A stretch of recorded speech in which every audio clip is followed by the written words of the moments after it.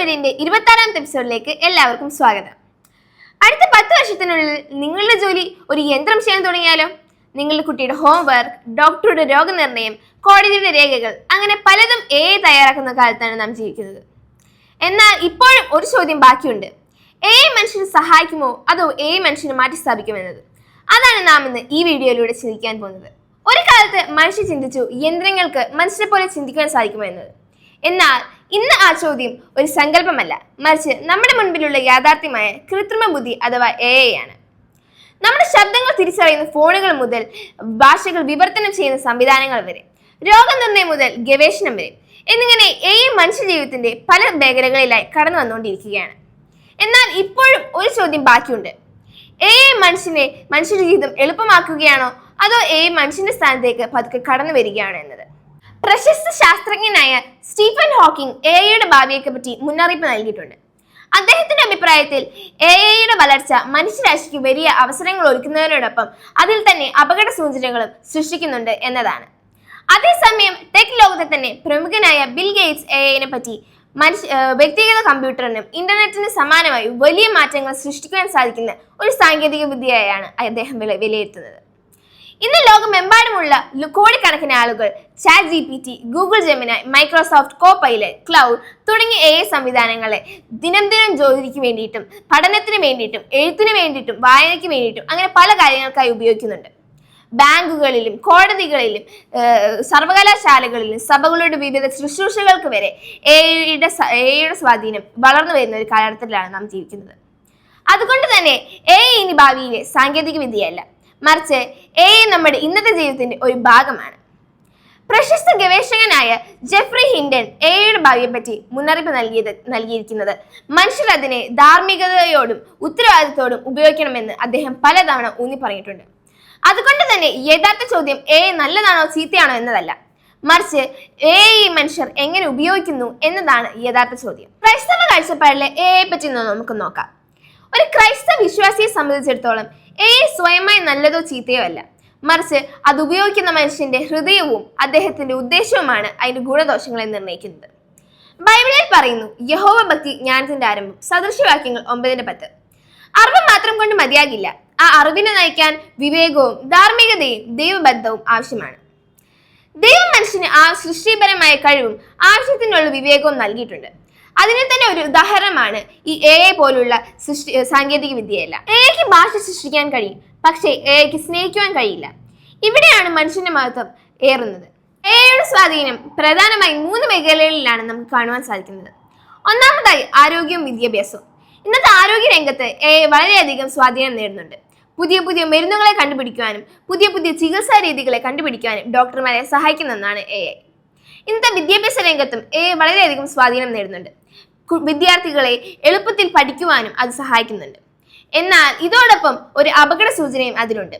വിദ്യാർത്ഥികളുടെ സൃഷ്ടിപരമായ കഴിവും വിമർശനാത്മക ചിന്തയും അത് കുറയ്ക്കുവാനുള്ള സാധ്യതയുണ്ട്. രണ്ടാമതായി കൃഷി പരിസ്ഥിതി ഗവേഷണം. കാലാവസ്ഥയെ പ്രവചിക്കുന്നു.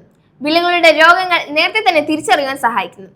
വെള്ളപ്പൊക്കം, ചുഴലിക്കാറ്റ് തുടങ്ങിയ പ്രകൃതി ദുരന്തങ്ങളെ നേരത്തെ തന്നെ തിരിച്ചറിയാൻ സഹായിക്കുന്നു.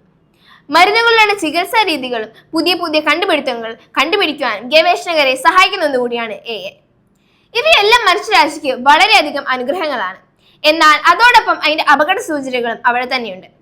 സൈബർ കുറ്റകൃത്യങ്ങളുടെ കയറ്റവും വ്യക്തിഗത വിവരങ്ങളുടെ ദുരുപയോഗവും എല്ലാം കൂടി വരുന്ന സാധ്യതയും അതിൽ കാണുവാൻ സാധിക്കും.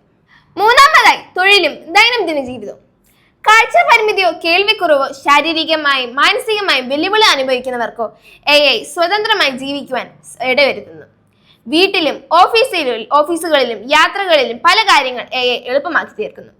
എന്നാൽ പല തൊഴിലുകളും ഏറ്റെടുത്ത് ചെയ്യുമ്പോഴും പുതിയ തൊഴിലുകളെ സൃഷ്ടിക്കുമ്പോഴും ചില പരമ്പരാഗത തൊഴിലുകൾ ഇല്ലാതാവുകയും മനുഷ്യർക്ക് തൊഴിലവസരങ്ങൾ കുറയുകയും ചെയ്യുകയാണ്. കൂടാതെ ഉപയോഗിച്ച് വ്യാജ വാർത്തകളും വ്യാജ ചിത്രങ്ങളും പെട്ടെന്ന് തന്നെ പ്രചരിപ്പിക്കാൻ സാധിക്കുന്ന ഒരു കാലഘട്ടത്തിലാണ് നാം ജീവിക്കുന്നത്. അതുകൊണ്ട് തന്നെ നാം കാണുന്നതും കേൾക്കുന്നതെല്ലാം സത്യമാണെന്ന് വിശ്വസിക്കാൻ നമുക്ക് സാധിക്കത്തില്ല. നാലാമതായി ധാർമ്മികതയും മനുഷ്യമൂല്യങ്ങളും. വിവരങ്ങൾ വിശകലനം ചെയ്യാൻ കഴിയും, പക്ഷേ അതിലെ ശരിയും തെറ്റും തിരഞ്ഞെടുക്കേണ്ടത് മനുഷ്യരാണ്.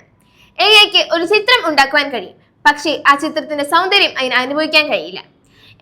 ഒരു സംഗീതം സൃഷ്ടിക്കാൻ കഴിയും, പക്ഷെ ആ സംഗീതത്തെ ആസ്വദിക്കാൻ അതിന് കഴിയത്തില്ല. അതുകൊണ്ട് തന്നെ മനുഷ്യനെ മനുഷ്യനാക്കുന്നത് ബുദ്ധി മാത്രമല്ല, മറിച്ച് സ്നേഹം, കരുണ, ക്ഷമ, ദൈവബന്ധം എന്നതാണ് മനുഷ്യനെ ശരിക്കുള്ള മനുഷ്യനാക്കുന്നത്. നാം നമ്മോട് തന്നെ ചോദിക്കേണ്ട ചില ചോദ്യങ്ങൾ ഞാൻ പറയാം. AI ഞാൻ എൻ്റെ സഹായമായി ഉപയോഗിക്കുകയാണോ, അതോ AI ഞാൻ എൻ്റെ ചിന്തയ്ക്ക് പകരക്കാരനായി ഉപയോഗിക്കുകയാണോ? AI നൽകുന്ന വിവരങ്ങൾ ഞാൻ ശരിക്കും പരിശോധിക്കാറുണ്ടോ? അതെല്ലാം സത്യമാണെന്ന് എന്താണ് ഉറപ്പ്? AI ഉപയോഗിച്ച് മറ്റുള്ളവർ തെറ്റിദ്ധരിപ്പിക്കുന്ന തരത്തിലുള്ള വാർത്തകൾ പ്രചരിപ്പിക്കാറുണ്ടോ? AI എൻ്റെ സമയം ലാഭിക്കുകയാണോ, അതോ എൻ്റെ കുടുംബ സമയത്തെയും പ്രാർത്ഥനാ ജീവിതത്തെയും പഠന ജീവിതത്തെയും ദുർബലമാക്കുകയാണോ? ഈ ചോദ്യങ്ങൾക്ക് നാം നൽകുന്ന ഉത്തരങ്ങളാണ് AI നമ്മുടെ ജീവിതത്തിൽ ഒരു ഭാരമാണോ അതോ ഒരു ഉപകാരമാണോ എന്ന് തീരുമാനിക്കുന്നത്. പ്രിയമുള്ളവരെ, AI മനുഷ്യന്റെ ഭാവിയെ മാറ്റുമെന്നതിന് സംശയമില്ല. പക്ഷേ AI മനുഷ്യന്റെ ഭാവിയെ നിയന്ത്രിക്കുമോ, അതോ മനുഷ്യൻ AIയുടെ ഭാവിയെ ഉത്തരവാദിത്വത്തോടും ധാർമ്മികതയോടും നയിക്കുമോ എന്നതാണ് യഥാർത്ഥ ചോദ്യം. സാങ്കേതിക വിദ്യ എത്ര വളർന്നാലും മനുഷ്യൻ തന്റെ ഉത്തരവാദിത്വവും ധാർമ്മികത ബോധവും മനുഷ്യത്വവും നഷ്ടപ്പെടുത്താൻ പാടില്ല. AI നാം ഭയപ്പെടേണ്ട ആവശ്യമില്ല, എന്നാൽ നാം ഇതിനെ അന്ധമായി ആരാധിക്കേണ്ട ആവശ്യമില്ല. മനുഷ്യന്റെ ബുദ്ധിയെ മറികടക്കുന്ന ഒരു യന്ത്രം എന്നതിലുപരി മനുഷ്യന്റെ ബുദ്ധിയെ ശക്തിപ്പെടുത്താൻ സാധിക്കുന്ന ഒരു ഉപകരണമായാണ് നാം AI കണക്കാക്കപ്പെടേണ്ടത്. കാരണം AIക്ക് വിവരങ്ങൾ നൽകുവാൻ കഴിയും, പക്ഷേ അതിലെ ശരിയും തെറ്റും തിരഞ്ഞെടുക്കേണ്ടത് മനുഷ്യരാണ്. AIക്ക് ഉത്തരങ്ങൾ നൽകുവാൻ കഴിയും, പക്ഷേ ആ ഉത്തരങ്ങളുടെ ഉത്തരവാദിത്തം ഏറ്റെടുക്കേണ്ടത് മനുഷ്യരാണ്. ഇന്നത്തെ കാലഘട്ടത്തിൽ നാം ജീവിക്കുമ്പോൾ അറിവുണ്ടെങ്കിലും തിരിച്ചറിവില്ലാത്തവരായും വിവേകമുണ്ടെങ്കിലും വിവരമില്ലാത്തവരായും മനുഷ്യർ മാറിക്കൊണ്ടിരിക്കുകയാണ്. അതുകൊണ്ട് തന്നെ AIയുടെ കാലഘട്ടത്തിൽ സാങ്കേതിക വിദ്യ ഉപയോഗിക്കാൻ അറിയുക എന്നതല്ല യഥാർത്ഥ കഴിവ്, മറിച്ച് ചിന്തിക്കുവാൻ അറിയുക, ചോദ്യം ചെയ്യാൻ അറിയുക, ശരിയും തെറ്റും തിരിച്ചറിയുവാൻ അറിയുക എന്നതാണ്. സാങ്കേതിക വിദ്യ എത്ര മുന്നേറിയാലും മനുഷ്യന്റെ മനസ്സാണ് അതിന്റെ ദിശ നിശ്ചയിക്കുന്നത്. അതുകൊണ്ട് തന്നെ നാം AIനെക്കാട്ടും കൂടുതൽ ശ്രദ്ധിക്കേണ്ടത് മനുഷ്യന്റെ ഉത്തരവാദിത്വത്തെയും ഹൃദയത്തെയും വളർത്തിക്കൊണ്ടുവരാനാണ്. ഭാവി യന്ത്രങ്ങളുടേതല്ല, മറിച്ച് അതിന് സ്നേഹത്തോടും ഉത്തരവാദിത്വത്തോടും നയിക്കുന്ന മനുഷ്യരുടേതാണ്. അവസാനമായി ഒരു കാര്യം കൂടെ ഓർക്കുക, AIക്ക് ഭാവി നിർമ്മിക്കാൻ കഴിയും, പക്ഷേ ആ ഭാവിക്ക് മനുഷ്യമുഖം നൽകേണ്ടത് നമ്മളാണ്. എല്ലാവർക്കും നന്ദി. കഹനാസ് വേൾഡിന്റെ അടുത്തൊരു എപ്പിസോഡായി വരുമ്പോഴേക്കും ദൈവം നിങ്ങളെല്ലാവരെയും അനുഗ്രഹിക്കട്ടെ.